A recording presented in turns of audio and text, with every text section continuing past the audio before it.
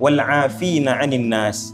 Kita seharusnya memaafkan manusia semua. Wal 'afina 'anil nas. Hari-hari kita bulan Ramadan doa, Allahumma innaka 'afuwun tuhibbul 'afwa fa'fu 'anna.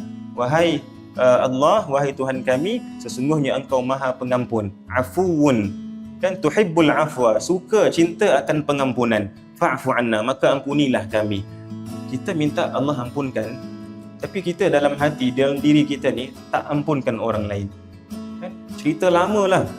Adik aku ni kan, dia buat salah ke apa ke kan, ibu, ayah ataupun anak aku ni kan derhaka dulu contoh. Banyak kesilapan, kesalahan orang lain kita tak maafkan. Sekarang macam mana saya tanya tuan-tuan, bila Allah Subhanahu Wa Taala tanya di hari akhirat nanti, engkau mohon pengampunan aku, tapi kenapa engkau tak ampunkan orang lain? Kenapa aku patut ampunkan engkau? Kesalahan engkau pun banyak, engkau tak ampunkan orang lain.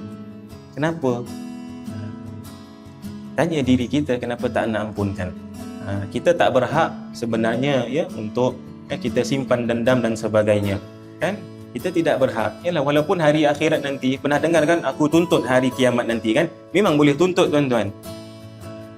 Memang boleh tuntut, itu hak awak. Tak nak maafkan orang lain, hak awak lah. Tapi betul ke kita ready, kita sedia bila Allah Subhanahu Wa Taala tanya, kenapa aku patut ampunkan engkau sedangkan engkau tak ampunkan orang lain? Apa bezanya engkau dengan dia? Dua-dua buat kesilapan, dua-dua belajar daripada kesilapan. Kuatkan pertalian kita dengan Allah Subhanahu Wa Taala, sekaligus kuatkan hubungan kita dengan manusia.